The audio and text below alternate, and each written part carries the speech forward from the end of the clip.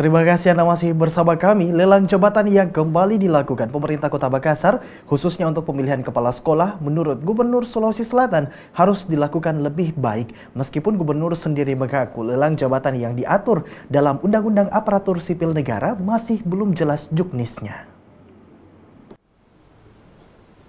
Gubernur Sulsel Syahrul Yassin Limpo menilai lelang jabatan yang dilakukan pemerintah Kota Makassar tidak bisa disalahkan karena dalam Undang-Undang Aparatur Sipil Negara (ASN) telah ada, meskipun penjabaran dan petunjuk teknisnya belum jelas. Syahrul Yassin Limpo mengaku lelang jabatan seharusnya tidak bisa diterapkan ke seluruh jabatan dan hanya jabatan tertentu saja seperti Dinas Kesehatan, PDAM atau jabatan lainnya yang memerlukan keahlian khusus. Lelang jabatan dalam pegawai negeri sipil PNS juga sangat jelas dan apabila dilakukan secara terbuka, maka hal itu akan hilang dan bisa saja diisi oleh orang dari luar yang belum tentu berkompeten.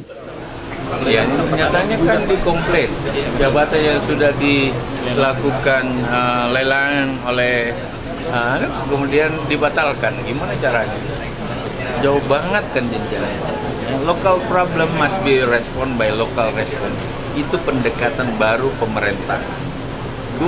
Good governance is the least governance. Pemerintahnya yang baik, pemerintah yang paling sedikit memerintah. Orang pusat yang terlalu banyak perintah ke daerah.